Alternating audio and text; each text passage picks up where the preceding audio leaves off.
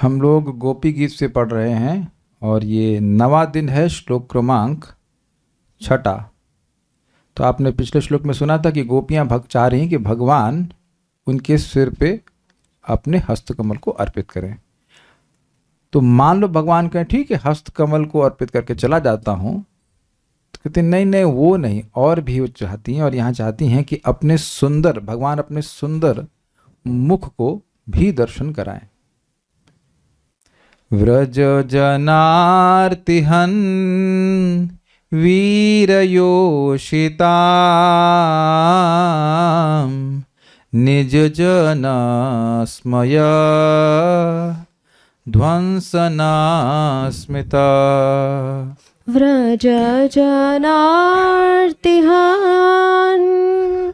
वीरयोषिता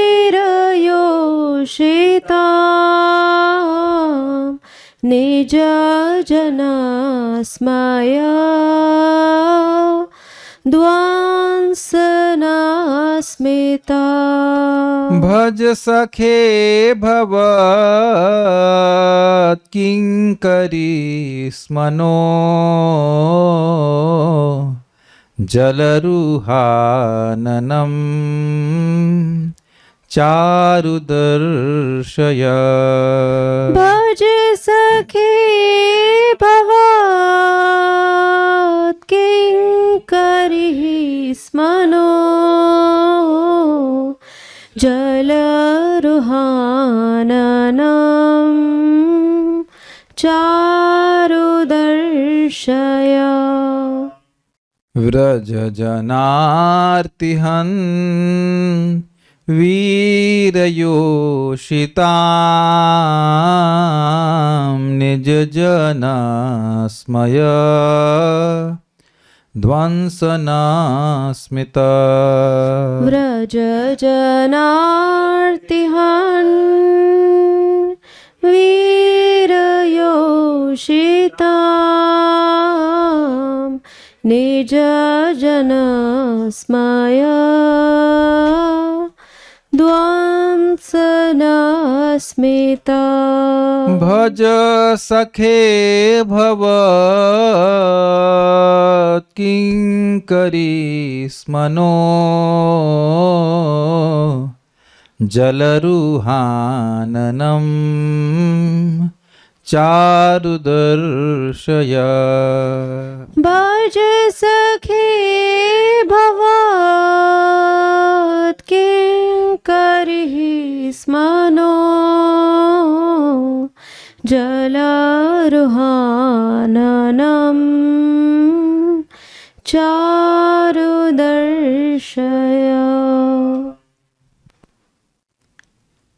श्लोकानुवाद। हे व्रजवासियों के दुखों का नाश करने वाले, हे वीर, हे अपनी मंद मंद मुस्कान मात्र से ही अपने निज जनों में सौभाग्य से उत्पन्न गर्व और उसके कारण हुए वाम्य लक्षण युक्त मान को विनष्ट कर देने वाले। वाम्य लक्षण युक्त समझ में आता है आपको? एक वाम गोपी होती हैं और एक होती हैं दक्षिणा गोपी। तो वाम गोपी क्या है? वह मान कर जाती हैं, कृष्ण से रूठ जाती हैं। लेकिन दक्षिणा गोपी हैं वो रूठती नहीं है।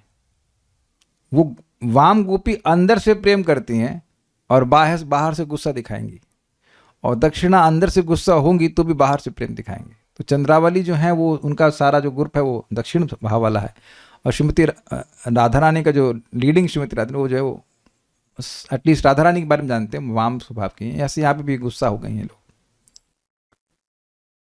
तो अब ये एक बात समझ में नहीं आ रही होगी कि भगवान की मुस्कान से गोपियों का मान कैसे नष्ट हो जाएगा। हमको ये बात बिल्कुल समझ में नहीं आई थी। तो महाराज से मैंने पूछा, परम पूज्य वृंदावन चंद्र महाराज से, सुबह महाराज से पूछा इस बात को। तो महाराज समझाते हुए बोले कि अच्छा जाके तू ढूंढ सकता है तो ढूंढ, कुछ रसखान कवि कोई हैं, उनकी कोई कविता का पद महाराज बोले। हमको तो समझ में नहीं आई था, मतलब रसखान एक कवि हुए हैं, यद्यपि वह मुसलमान परिवार से थे लेकिन भगवान के शुद्ध भक्त हो गए। तो कुछ वो महाराज कुछ उसकी कविता बोले, फिर उसका अर्थ बता रहे थे, बड़ी मजेदार।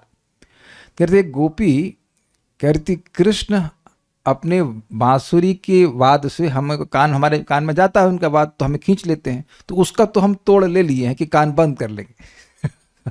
कान बंद कर लेंगे तो बांसुरी की आवाज नहीं सुन पाएंगे, तो कृष्ण हमको नहीं खींच पाएंगे।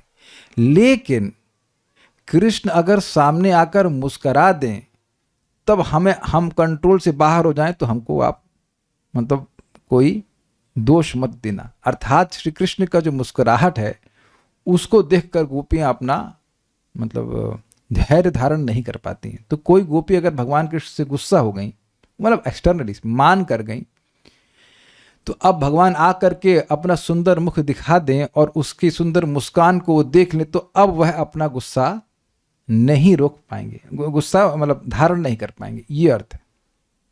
तो इस प्रकार से भगवान अपनी मुस्कान से उनके गर्व को, गर्व का अर्थ है उनके मान को नष्ट करते। समझ आई बात? क्योंकि हमको समझ में आता है गर्व क्यों होगा उनको। ये गर्व हुआ था उनको सौभाग्य से उत्पन्न गर्व को। यस, तो अब ये कह रही हैं कि आप मुस्कुरा देंगे तो बस खत्म, हम सब पिघल जाएंगे। यस, ठीक है। एक्चुअली आचार्यों ने समझाया इस तरह से है कि आपने अपने आप को छुपा लिया क्योंकि हम लोग को अपने सौभाग्य पे गर्व हो रहा था, लेकिन हमारे इस गर्व को और गर्व जनित इस मान को नष्ट करने के लिए तो आपकी मुस्कान ही काफी है। वो आप आकर के मुस्कुरा दीजिए, छुपने की क्या जरूरत है? अब समझ में आया कुछ? This is how the Acharya explained it. Is it sinking? कोई तो रिएक्शन, एक लाइक सब्सक्राइब कोई तो बटन दिया जाए तो एक बटन तो दबाओ। समझ में आया कि नहीं आया? किसी को नहीं समझ? एक को समझ में आ गया, ये 2 3 4 5, वेरी गुड, सबको समझ में आ गया, ठीक है। हैंड रेज नहीं कीजिए, जस्ट रिएक्ट। समझ में आ गया? मैं समझ में आया कि गोपियां ये कह रही हैं कि आप हमसे छुपे हुए, हम लोग को बड़ा कष्ट हो रहा है। हम अगर आप कहो कि आप ये कहो कि तुम लोग गर्वीली हो गई थी, इसलिए तुम्हारे गर्व को नष्ट करने के लिए मैं अपने को छुपा लिया, तो वो कोई जरूरत नहीं है। आप आइए मुस्कुरा दीजिए, उसी से सब नष्ट हो जाएगा। आपको छुपाने की, जो अपने आप को छुपाने की जरूरत नहीं है। अच्छा, हे सखे, हम तुम्हारी दासियां हैं, इसलिए निश्चय ही अपनी दासियों का भजन करो। इसको आगे आप देखेंगे, बड़ी अजीब सी बात है। कोई दासियों की सेवा करता है कि दासी स्वामी की सेवा करती है? दासी सेवा करती है। तो यह क्यों कह रहे हैं कि आप दासियों का भजन करो? उसको हम टीका में पढ़ेंगे, लेकिन यहाँ नोट कर लीजिएगा कि अजीब सी बात है। वैसे तो देखिए अजीब इसलिए नहीं है क्योंकि भगवान गीता में बोलते हैं, और तो अभी तक गीता नहीं बोले, लेकिन गीता में प्रसिद्ध बात है, शाश्वत ग्रंथ है। कि क्या ग्रंथ है? बताइए, श्लोक बताइए।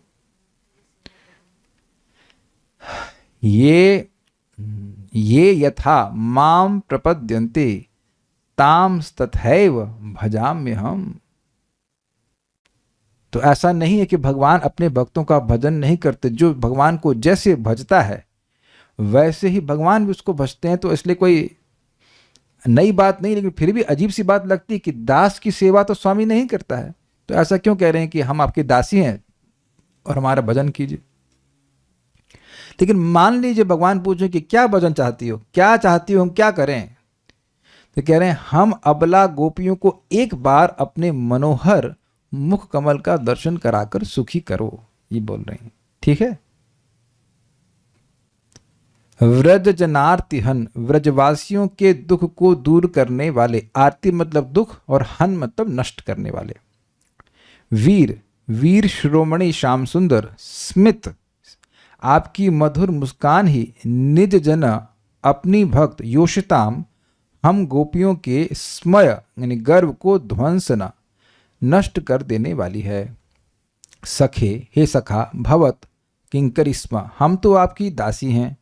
भज, हमसे प्रेम करिए।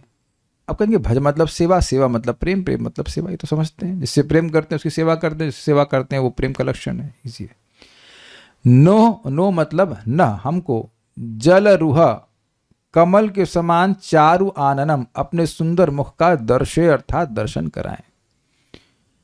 ये बात है। व्रज जनार्ति हन, व्रजजनों के दुख को नष्ट करने वाले हे वीर श्याम सुंदर। योषिताम अर्थात हम स्त्रियां, निज जन आपकी निज जन हैं। हमारे स्मय अर्थात हमारे गर्व को स्मित ध्वंसना, आपका मुस्कान ही नष्ट कर देता है, आपको अपने आप को छुपाने की जरूरत नहीं है। सखे भज, हमारा भजन कीजिए अर्थात हमसे प्रेम कीजिए। क्यों? भवत किंकरी स्म, हम आपकी दासियां हैं। तो क्या भजन करें? तो कहते हैं नह जलरु हाननम, चारु दर्श, चारु मतलब सुंदर, आननम मतलब मुख, और जलरु मतलब जलरूह, जलरूह का होना, जलरूहा, जलरूहा का मतलब हुआ कमल। अपने सुंदर कमल सदृश मुख कमल को, मुख को हमें दिखाइए। ये बात श्लोक है, इजी है, अब आगे पढ़ते हैं। भावार्थ दीपिका।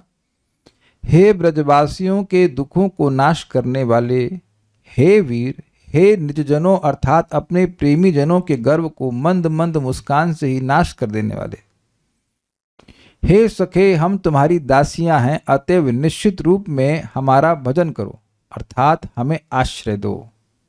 तुम सर्वप्रथम हम व्रज रमणियों को, व्रज स्त्रियों को अपने मनोहर मुख कमल का दर्शन कराओ। सर्वप्रथम का मतलब इच्छा केवल यहाँ तक नहीं है, आगे भी और इच्छाएं आएंगी, दो और इच्छाएं, लेकिन पहले तो आप मुंह दिखाई कर लीजिए अपने मुंह तो दिखाइए। वैष्णव तुष्णि। इस प्रकार व्यग्रतावशतः पूर्व श्लोक में अपने को अंगीकार मात्र करने के लिए ही प्रार्थना करने के उपरांत अब गोपियां अपने विशेष अभिष्टों की प्रार्थना प्रस्तुत श्लोक से आरंभ कर 3 श्लोकों में कर रही हैं। ये लाइन बड़ी मजेदार है, बड़ी अच्छी है। क्या कहना चाहते हैं? व्यग्र समझते हैं, व्यग्रता सब लोग समझते हैं, एंजाइटी। भगवान दिख ही नहीं रहे हैं तो पहले ज्यादा नहीं मांग रहे हैं, कह रहे हैं बस आइए और हमारे सर पे हाथ रख दीजिए, कम से कम सामने तो आए आप। इसको एक भक्त हैं, वो अपना घर छोड़ के चले गए, वो समय हो गया, तो वो मेरे स्टूडेंट रह चुके हैं, तो उनकी माँ बार बार मुझे कॉल करती हैं, देखिए हम ये नहीं चाहते हमारे साथ रहे, कम से कम एक फ़ोन तो कर दे। तो ये व्यग्रतावश ज़्यादा नहीं मांग रही हैं उनकी माँ, समझ पा रहे हैं? वो जान रहे हैं कि वापस नहीं आएगा, कम से कम ये बता दे कि कहाँ है, कुछ समझ रहे हैं ना, एक चिट्ठी तो लिख दे। तो ये तो बहुत व्यग्र हैं, कृष्ण नहीं दिख रहे हैं, तो पहली उम्मीद क्या है? कभी आकर कम से कम सर पे हाथ रख दें। अब जब ये बात बोल दी है तब और अपने विशेष अभिष्ट को जो वाकई चाहती हैं, ऐसा नहीं कि भगवान केवल सर पे हाथ रख देंगे तो उसमें वो संतुष्ट हो जाएंगी, वो और भी कुछ चाहती, उसको यहाँ पे 3 श्लोकों में कह दिया, मीन्स 6, 7 और 8 में कि और क्या चाहती हैं। उनमें सर्वप्रथम साधारण रूप में संग प्राप्त करने की प्रार्थना व्रज इत्यादि श्लोक के द्वारा कर रही हैं, मतलब भगवान के श्रीमुख को देखना, इसकी इच्छा कर रही हैं। भज अर्थात तुम हमारा भजन करो, अर्थात हमारे दुख को दूर करने के लिए हमारे समीप में अवस्थान करो, मतलब रहो। अहो हमारे वैसे मनोरथ को पूर्ण करना तो दूर रहे, अंततः पहले तुम हमें अपने मनोहर कमल तुल्य मुख का तो दर्शन कराओ, मतलब हमारे पास आओगे ये तो आगे की बात है, कम से कम दिखो तो सही। भाई स्वाभाविक सी बात है कि भगवान के मुख को देखने के लिए ऐसा नहीं कि एकदम भगवान सबके निकट ही आएंगे। आप सब लोग भी तो मंदिर जाते हो तो ऑल्टर से तो काफी दूर रहते हैं, 12-13 फीट तो दूर रहते, तब भी भगवान का मुख दिखता है कि नहीं दिखता? तो कह रहे कम से कम थोड़ी पास में आओ, देखें तो सही तुमसे, ये बात बोल रहे हैं। यहां स्पर्श न भी हो, स्पर्श नहीं हो भगवान के श्री अंग से, लेकिन कम से कम मुख का दर्शन तो कराइए। यहां ब्रजजनार्ति हन अर्थात हे ब्रजवासियों की आरती को नाश करने वाले, इस संबोधन द्वारा गोपियां सूचित कर रही हैं कि श्री कृष्ण में उनका भजन करने की योग्यता है। ये समझे? देखिए ब्रजजन जो वृंदावन के वासी हैं, उनके दुख को केवल श्री कृष्ण दूर कर सकते हैं, स्वीकार्य है। आप कृष्ण लीला में देखेंगे कि वहां कृष्ण ही है, भगवान के अन्य विष्णु स्वरूप नहीं है। वो कोई दुख नहीं दूर कर रहे हैं, दुख दूर कर रहे हैं केवल कृष्ण, तो स्वीकार्य है।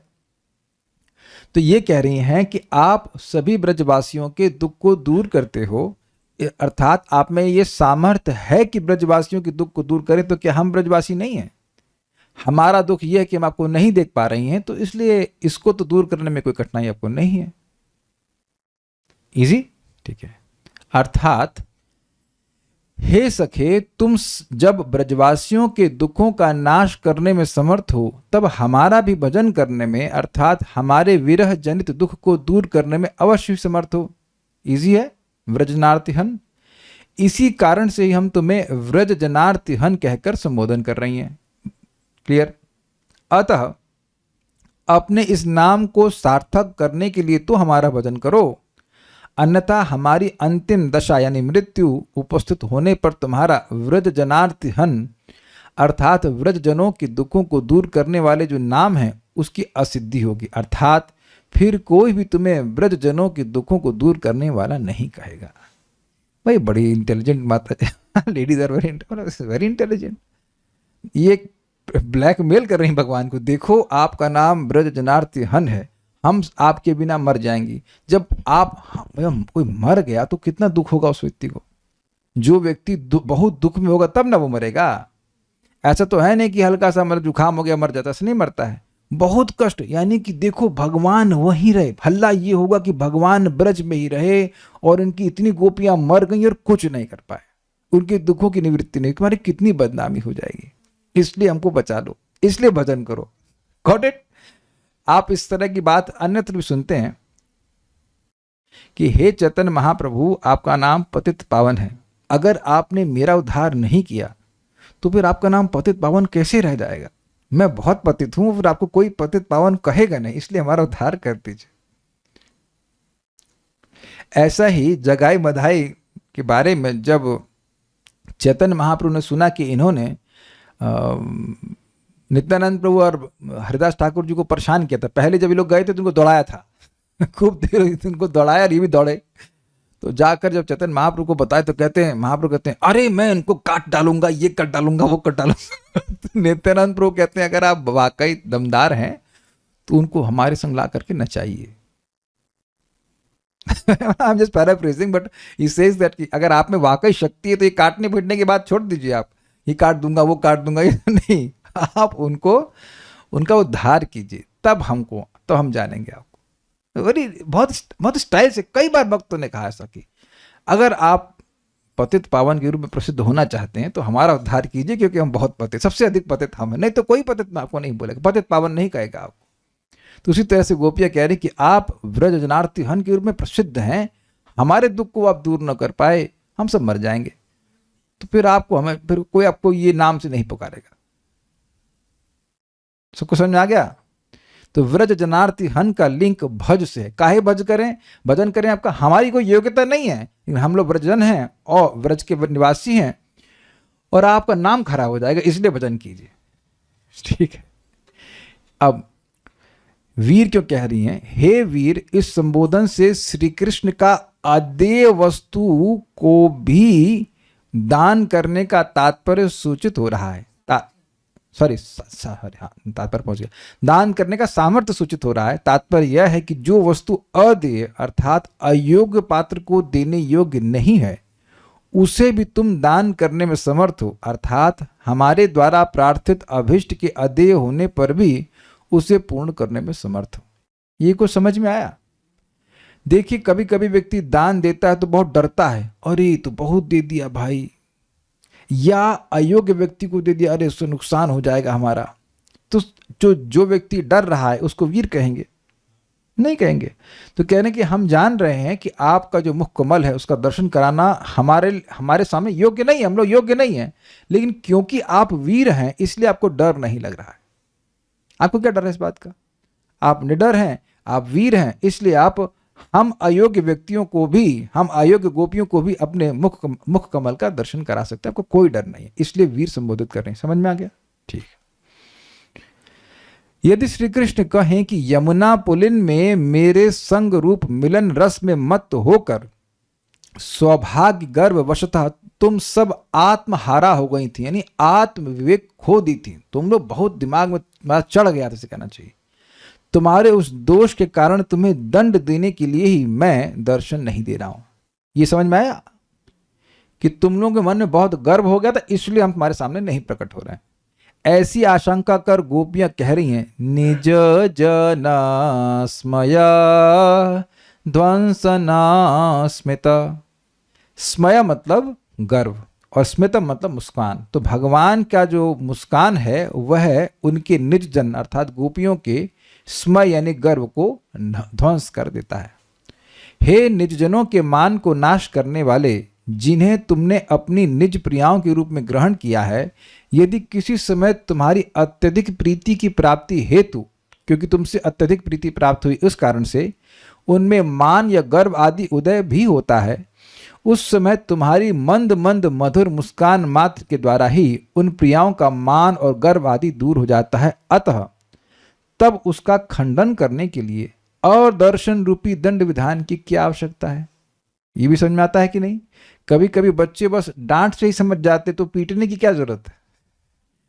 ये होता है कि नहीं होता है? अरे बच्चे हम लोग के बोला जाता था, अरे बच्चे आवाज से शहर जाने चाहिए। हाँ, हम लोग तो नहीं हुए। एनीवेज, कुछ लोग बोलते हैं कि भाई आवाज से पीटने की जरूरत नहीं होनी चाहिए। तो इतना दंड विधान करने की क्या जरूरत है? आप मुस्कुरा दीजिए, उसी से मान हमारा सब नष्ट हो जाएगा। भावार्थ यह है कि उस मान गर्वादि को दूर करने के लिए तुम्हें अंतर्धान होने की कोई आवश्यकता नहीं है। बिल्कुल ईजी है समझने के लिए। अपितु अपनी मंद मंद मुस्कान द्वारा ही उसे दूर करने के लिए हमें दर्शन दो। ठीक है, इससे मैं इस पे जब विचार कर रहा था, भगवान की जो मुस्कान है वो इतनी आकर्षक है, जिसके बारे में कहाँ कहा गया है, शायद दूसरे स्कंद में कहा गया है कि माया की जितनी भी मोहकता है इस जगत में, वो भगवान की मुस्कान का एक बहुत स्लाइट अंश है। ये पूरे जगत में जो माया सबको बिविल्डर की हुई है, एकदम आकर्षित कर रही है, वो भगवान की मुस्कान का हल्का सा बस महक या अंश, ऐसे कुछ कहा गया, कहीं कहा गया, दूसरे स्कंद में पढ़ चुके हैं। जो विराट रूप का वर्णन था कहीं तो था, विराट का था या है, हम लोग पढ़ चुके हैं इस चीज। तो अब जो एकदम अनअलॉयड भगवान की मुस्कान को देखेगा वो कितना पगला जाएगा। भगवान का सौंदर्य है ही इस प्रकार का। और देखिए, इन लोगों के लिए, गोपियों के लिए सौंदर्य का अनुभव करने में कोई व्यवधान भी नहीं है। जिसका भगवान के प्रति प्रेम होता है वह भगवान के सौंदर्य के माधुर्य का अनुभव असीमित रूप से करता है। वहां तो भगवान नहीं रोक रहे हैं। ये नहीं कहा गया है कि भगवान ने अपनी मधुरता को इनहिबिट कर दिया था, रोक दिया था। ये नहीं, खाली अपने को अंतर्हित किए हैं, लेकिन अपने मधुरता को, अपने सौंदर्य के जो माधुर्य को अनुभव करने की क्षमता, उसको नहीं हटाए। तो अगर भगवान सामने आएंगे तो गोपियां वैसा ही असीमित सौंदर्य के माधुर्य का अनुभव करेंगी जो पहले कर रही थी। I hope it is clear. कुछ समझ में आ रहा है? मैं थोड़ा खोल खोल के बताने का प्रयास कर रहा हूं कि कैसे भगवान की मुस्कान उनके गर्व को नष्ट कर देगी। एक विचारणीय बात है कि अब विचार करो उस पर कि if you are experiencing bliss, how can you have any emotion of pride?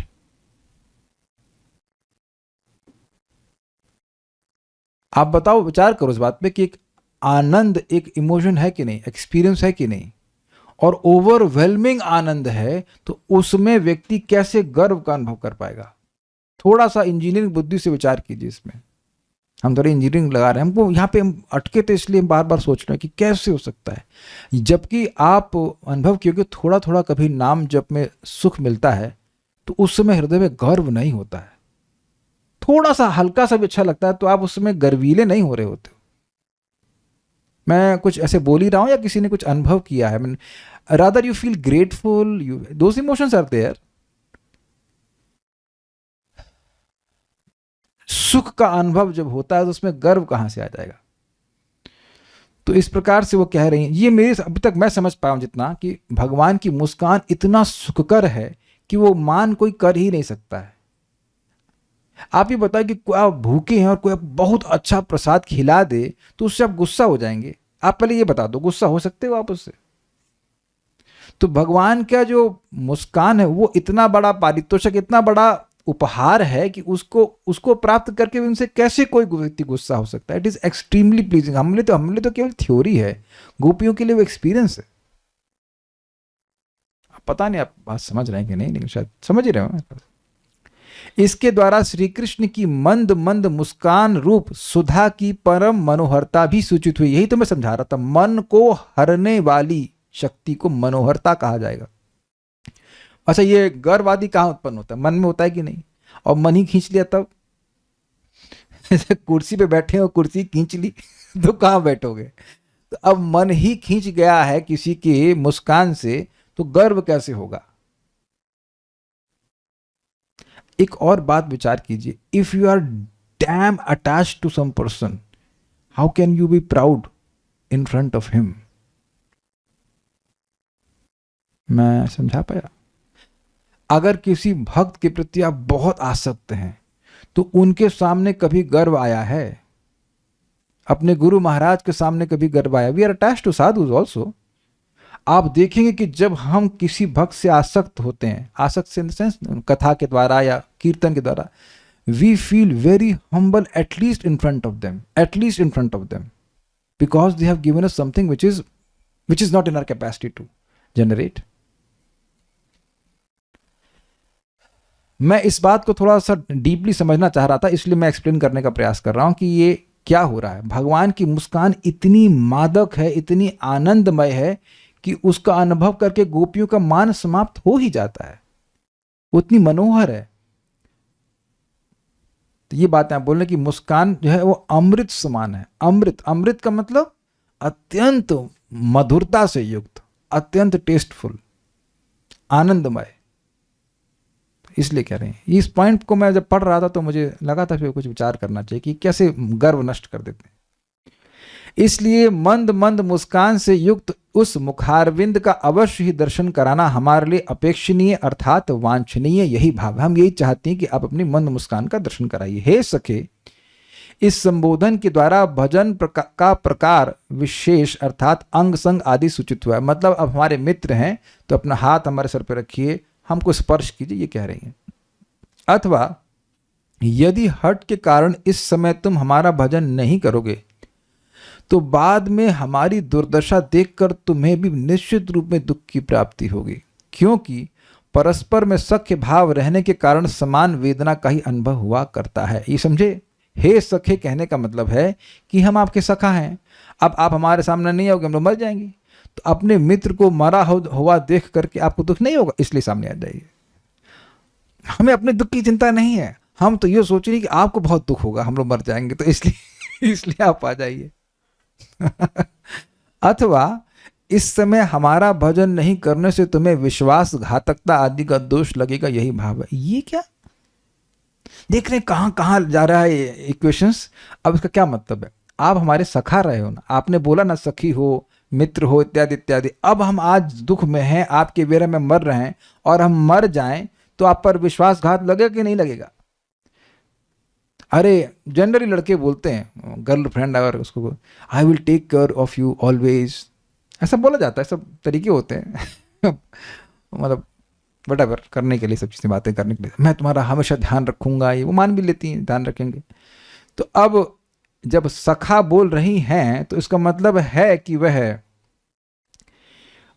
उम्मीद कर रहे हैं कि सखा जब दूसरा कोई मित्र है तो उसका अगर कोई कठिनाई में है तो उसको दूर करता है। तो अब अगर मित्र ही कठिनाई में मदद ना करे तो वो मित्र है? नहीं समझ में आया तो एक एग्जाम्पल देंगे, समझ में आ जाएगा। A friend in need is a friend in deed.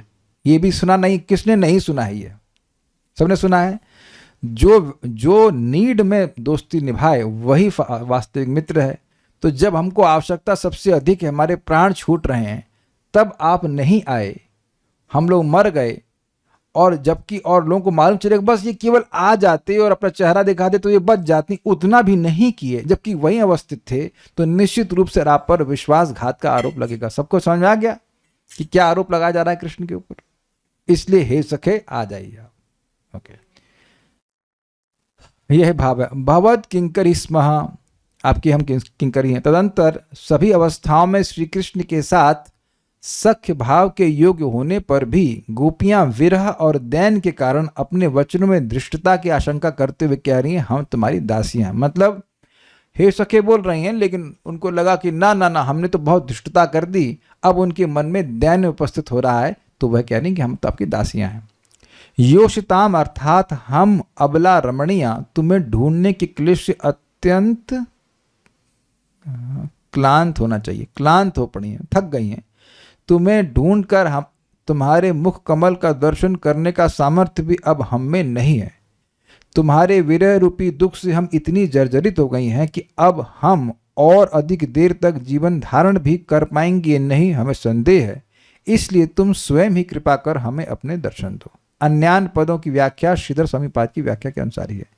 तो ये समझ में आ गया, हम स्त्रियां हैं, कहाँ कहाँ ढूंढेंगी, कहाँ परेशान हो रही हैं, आप देख भी नहीं रहे हो। उसको पहले श्लोक से ले लीजिएगा कि हम आपके विरह में जर्जरित हो रही हैं और आपको ढूंढ रही हैं। त्वां दयित दृक्षताम दिक्षुतावकस तयि दतासव त्वाम विचिन्वते। आप में ही हमारे प्राण हैं और हर दिशा में हम पागलों की तरह आपको खोज रही हैं। आप ये देखिए और हमारे सामने प्रकट हो जाइए। ये प्रथम श्लोक से आपको लेना पड़ेगा। तो ये एक इंटरेस्टिंग बात है, लोगों को सामान्यतः स्त्रियों पे दया आ जाती है। आप देखो मेट्रो में भी स्त्रियों के लिए अलग सीट है, अबला कहा जाता है, और मान लीजिए कुछ परेशानी होती है तो उनको आगे कर देते हैं कि आप टिकट ले लीजिए अगले से। ऐसा करते हैं, अभी भी समाज में ऐसा होता है। अरे लड़की है, सहायता कर दीजिए, ये देखा जाता है। सब भी लोग तो एटलीस्ट करते हैं, करना भी चाहिए। तो कह रहे हैं कि देखिए हम लड़कियां हैं, योषित में स्त्रियां हैं, इतना परेशान हो रहे हैं, क्या आपको हमारी सहायता नहीं करनी चाहिए? हम ढूंढ ढूंढ के परेशान हो जा रही हैं, आपको हैरान हो जा रही हैं, परेशान हो जा रही हैं, तो आप कृपया हमारे सामने प्रकट हो जाइए। अथवा रमणियों में से जिन्हें तुमने अपने निजजन के रूप में अंगीकार किया है, अर्थात जो तुम्हारी परिग्रह विवाहिता हैं, जैसे श्रीलक्ष्मी आदि, उनके गर्व को भी जब तुम्हारे अधरों में वर्तमान ये मंद मंद मुस्कान ध्वंस कर देती है, तब हम तो तुम्हारी दासियां हैं। समझी बात? जो भगवान की पत्नी है उस पर तो सहज रूप से अधिक गर्व होगा। तो कह रहे उनके निज जनस्मया ध्वंस न स्मिता से लीजिएगा कि जो तुम्हारे निज जन हैं, तुम्हारी विवाहिता हैं, निज जन हैं, मतलब जो तुम्हारी खुद की हैं, अर्थात तुम्हारी जो विवाहिता पत्नियां हैं, इंक्लूडिंग द्वारका की रानियां भी, तो वह भी, उनका गर्व भी तुम्हारी मुस्कान से नष्ट हो जाता है। तो हम जो दासियां हैं आपकी, हम तो आपकी विवाहिता नहीं हैं, तो हम तो आपकी दासी हैं, तो हमारा अगर कोई मान या गर्व हुआ भी तो वह तो आपकी मुस्कान से नष्ट हो जाएगा। ये अर्थ है। कुछ कैमुत्य लग गया, दिख गया सबको? हम बहुत तेज जा रहे हैं, सबको समझ में आ रहा है या समझ में नहीं आ रहा कि क्या समझ में नहीं आ रहा? I think it's very easy, not difficult. कैमुत्य लग गया ना? आपकी पत्नी के गर्व जब नष्ट हो जाता है तो हम तो आपकी दासी हैं। ये इसलिए तुम्हारी उस मंद मंद मुस्कान से हमारा भी गर्व नाश हो जाएगा, इसके संबंध में कहना ही क्या, और इसलिए आपको छुपने की जरूरत नहीं। अतएव अपनी दासी हमारा भजन करो। यदि श्री कृष्ण कहें कि मैं किस प्रकार तुम्हारा भजन करूं, इस श्लोक से आरंभ कर 8वें श्लोक तक, दैट मीन्स 6, 7, 8 तक इसका प्रकार निर्देश करते हुए गोपियां कह रही हैं, हमारा विरह जनित ताप दूर करने के लिए तथा हमारी मृत प्राय देह में पुनर्जीवन का संचार करने के लिए एक बार तो अपने मुख कमल का दर्शन कराओ। इजी है। अथवा अत्यधिक दुखित होकर गोपियां प्रणय कोप के साथ कहने लगी। अब ये अलग अर्थ है, ये वेस्ट वाला अर्थ है। व्रज जनार्ति हन, अर्थात तुम व्रजवासियों के दुखों का नाश करने वाले होने पर भी नारी समाज में वीर अर्थात स्त्रियों का वध करने में समर्थ हो, तथा केवल इसी में ही तुम्हारी वीरता प्रकाशित होती है। अब यह अर्थ उल्टा जा रहा है कि आप व्रजवासियों का तो दुख दूर कर देते हैं, लेकिन जो आपकी वीरता है वो केवल स्त्रियों को मारने में है। व्रज जनार्ति हम वीर योषिता। समझे बात? आप बहुत फेमस हैं कि ब्रजवासियों को दुख दूर करते हैं, लेकिन जो आपकी वीरता है वो क्या है? स्त्रियों को मारने में। ये अब देखना, कटाक्ष बोलना शुरू किया। तथा केवल इसी में ही तुम्हारी वीरता प्रकाशित होती है।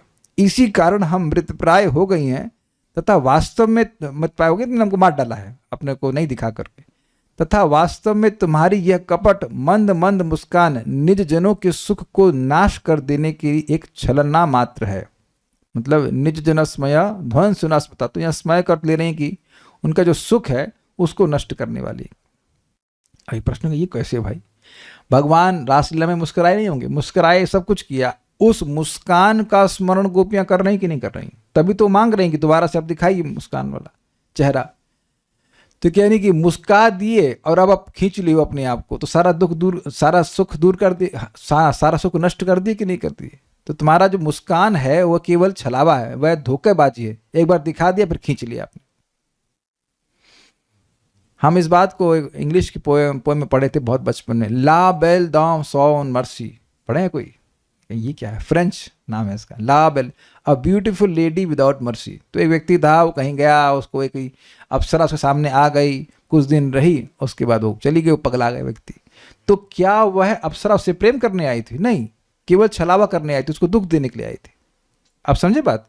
तो उसी अर्थ में समझा रहा हूं कि भगवान ने मुस्कान दिखाई, गोपियों को सब कुछ किया, अब अपने को पीछे खींच लिया, तो दुखी दिया कि नहीं दिया? ये बात बोल रहा है। इसलिए अब से तुम ठीक है, इसलिए अब से तुम अभवत किंकरी, अर्थात जो तुम्हारी दासी नहीं है उन्हीं का भजन करो। वो संधियों को तोड़ने का अर्थ ये होता है, जाओ जो तुम्हारी सेवा नहीं करती हैं उन्हीं की सेवा करो बस। और अपना मनोहर मुख कमल हम लोग को मत दिखलाना, क्योंकि हमने मरने का निश्चय कर लिया है। अब कहेंगे ये सब अर्थ कैसे आ रहा है? संस्कृत से डिराइव किया गया है, वो अब जानते हैं अलग अलग अर्थ आ रहे हैं, तोड़ने से, अलग अलग तरह से तोड़ने से। सारा अर्थ दर्शन पढ़ लेते हैं, पूरा कर लेते हैं। हाँ मायके बोलिए। वास्तव में तुम्हारी ये कपट मन मुस्कान निर्जनों के सुख को नाश कर देने का एक छल्ला मात्र है, सुख को या दुख। अभी तो समझाया मैंने आपको कि भगवान ने अपने मंद मुस्कान को गोपियों को पहले दिखाया था, अब अपने को पीछे खींच लिए उससे, तो वह तृप्त तो हुई नहीं थी, तो दुख प्राप्त हो रहा है कि नहीं हो रहा है? तो दुख को नाश कर देने का भाई पॉइंट क्या है? ये जो अर्थ लिया जा रहा है वो इसमें कि गोपियां का, अगर गोपियां क्रोधित होती तो किस प्रकार से बोलते, ये बात समझा रहा है। इसीलिए प्रणय कोप की उक्ति को यहां पे कहा जा रहा है। सारार्थ दर्शनी दूसरी गोपियों ने कहा, योषिताम अर्थात रमणियों में से जो व्रज की रमणियां हैं, कंदर्प के बाणों के प्रहार से हुई केवल उनकी पीड़ा का ही तुम विनाश किया करते हो, किंतु अन्यान रमणियों की, यहां तक कि स्वर्गलोक की देवियों की भी वैसी काम पीड़ा का तुम विनाश नहीं करते। बड़ा सुंदर बात बोल रहे हैं। योषिताम मतलब कह रही हैं कि जो व्रज जनार्थी हम वीर योषिताम, तो कह रहे हैं कि जो व्रज जन हैं, जो व्रजवासी हैं, उनके हृदय में जो काम उत्पन्न हो रहा है उसका तो नाश भगवान करते हैं, लेकिन भगवान के प्रति केवल गोपियां ही आकर्षित हुई हों ऐसा नहीं है, स्वर्ग की देवियां भी आकर्षित हुई हैं और उनके काम पीड़ा को वह भगवान नष्ट नहीं किए, जैसा कि आगे वर्णन होगा। व्योमयानवनितः ससिद्धैर विस्मितास्तदुपधार्य सलज्जः काम मार्गेण समर्पित चित्ताः कश्मलम ययुर अपस्मृति निव्यः। उस वंशित ध्वनि यानी भगवान श्री कृष्ण की वंशित ध्वनि को सुनकर विमान में सिद्धों के निकट विराजमान उनकी रमणियों को सर्वप्रथम विस्मय उत्पन्न होता है, ये क्या ध्वनि है ऐसा। फिर काम के बाण से आहत होने के कारण वे लज्जित हो जाती हैं यानी कामुक हो जाती हैं। तत्पश्चात वे ऐसी मोहित होती हैं कि उनके कमर से नीवी के खिसक जाने पर भी वे नीवी को बांधना भूल जाती, तो वहां उनकी काम वासना को भगवान ने नष्ट नहीं किया। यहाँ हे वीर कहने का अभिप्राय यह है कि असहनीय काम के संप्रहार को अनायास ही जीतने वाले स्वभाव से युक्त होने के कारण तुम वीर हो, अर्थात ब्रह्मा आदि पर विजय प्राप्त करके जिसे अत्यंत अहंकार हो गया है, उस कंदर्प के अहंकार को भी चूर्ण कर देने में तुम परम समर्थ हो। ये समझ में आ गया? भगवान को वीर इसलिए कह रहे हैं कि आप काम को नष्ट करते हैं। भगवान का नाम क्या है? मदन मोहन, मदन को भी जो नष्ट करने वाले हैं। जब मदन ने गोपियों को देखा, गोपियों को कृष्ण के साथ देखा, तो पांचों बाण लगाए उसने और भगवान को देखने लगा गिर गया वो बेहोश हो गया। इतने सुंदर भगवान है, इसीलिए भगवान को मदन मोहन कहते हैं। गोपियां कुछ और भी कह रही हैं, इसलिए वीर कह रहे हैं उनको। भाई जो व्यक्ति ब्रह्मा जी को भी जीत लिया हो तो बड़ा विजेता हुआ कि नहीं, उसको जो जीत ले वो वीर कहा जाएगा कि नहीं, इसलिए वीर कह रही हैं। गोपियां कुछ और भी कह रही हैं, हमारे सौभाग्य से उत्पन्न गर्व और उस गर्भ से उत्पन्न वाम लक्षण युक्त मान को भी तुम सहन नहीं कर पा रहे हो। इसी अभिप्राय से गोपियां कह रही हैं निज जनस्मय ध्वंस न स्मित, अर्थात तुम्हारी मंद मंद मधुर मुस्कान ही तुम्हारे निजजनों के मान को ध्वंस अर्थात नाश कर देने वाली है। ठीक है, ये तो पढ़ चुके हम लोग। यदि श्री कृष्ण कहें कि शीघ्र ही वर ग्रहण करो, क्या चाहती हो, इसकी आशंका से गोपियां कह रही हैं हम तुम्हारी किंकरियां हैं, अतएव हमारा भजन अर्थात परिचर्या करो, सेवा करो। यहां पर श्री कृष्ण आपत्ति कर सकते हैं कि यदि तुम लोग मेरी दासियां ही हो तो अपनी परिचर्या के लिए मुझे कैसे आज्ञा दे रही हो। दासी की सेवा तो ना कोई करता है। इसका उत्तर देते हुए कह रही हैं हे सखे, अर्थात तुम हमारे सखा हो, हम आपकी दासी भी हैं और तुम्हारे सखा भी हो, इसलिए हम तुम्हें अपना भजन करने के लिए कह रही हैं। अच्छी बात है, तो फिर बतलाओ कि मैं किस प्रकार से तुम्हारी परिचर्या करूं, मैं आपकी क्या सेवा कर सकता हूं, how may I help you. Shri Krishna के इस प्रश्न की आशंका कर गोपियां कह रही हैं जलरुहाननम चारुदर्शया, अर्थात हमें अपने मनोहर मुख कमल का दर्शन कराओ। तो श्लोक का सार क्या है, अपने मुख कमल का दर्शन कराओ। एक बार गा ले। व्रज जनार्तिहन वीरयोषिताम निज जनस्मय ध्वंसना स्मिता। व्रज जनार्तिहन वीरयोषिता निज जनस्मय ध्वंसना स्मिता। भज सखे भवत् किंकरी स्मनो जलरुहाननम चारुदर्शया। भज सखे भवत् किंकरी स्मनो जलरुहाननम चारुदर्शया। श्री श्री गोपी गीत की जय, श्रील प्रभुपाद की जय, निताई गौर प्रेमानंदे।